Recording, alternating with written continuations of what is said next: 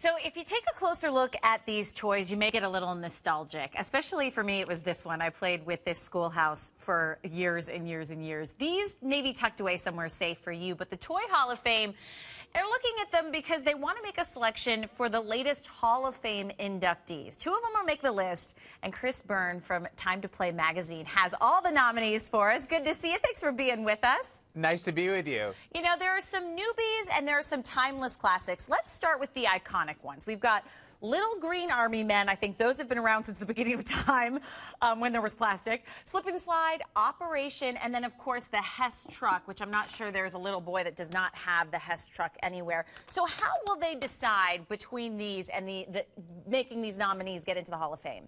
Well, it's a tough decision, and I think it's a question of what role has it had in the culture, how iconic is it, how much memory is it, do people have about it, and you know, how do people relate to it? This is a really tough race. I think that there's a lot of things that could wind up there. Operation's been around since 1965. The Hess truck is celebrating 50 years this year, so if I was betting, I might give that an edge. But these are Little Green Army Men. They're classics from the 50s, and of course revitalized by Toy Story. So it's a tight race. And then you have the newbies.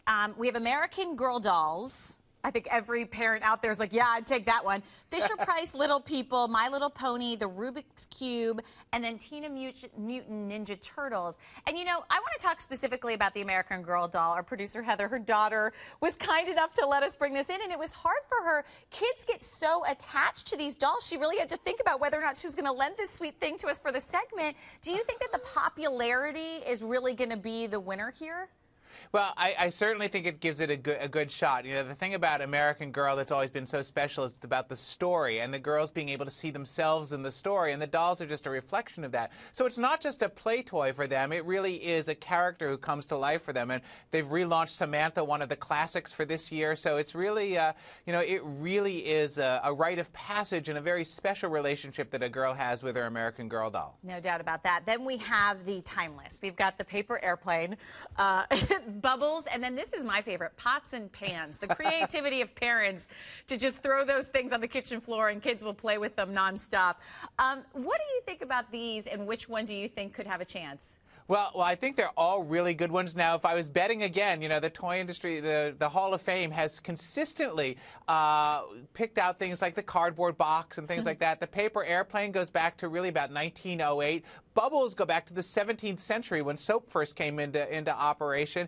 And then you've got all the other ones that are really, you know, they've been around for a while. Pots and pans, I think especially, are great because kids learn so much playing with them. They really are one of the most classic toys. You can make noise, you can learn put and take things, you can do all kinds of stuff with them, and of course, you know, bang them with a spoon, which is the great way to play with them. It's the cheapest gift out there, and parents have been using it for definitely time and time again. So if you were to pick two out of all of the ones that we've went through, which would you choose? Oh my gosh, I'm going to be held to this. I'm gonna guess the paper airplane probably, and perhaps the Rubik's Cube, because it came out in 1980, and it was not just a U.S. sensation; it was a global sensation. So I think those would be the two I'd bet on, but I'm not good at betting. They're all great toys.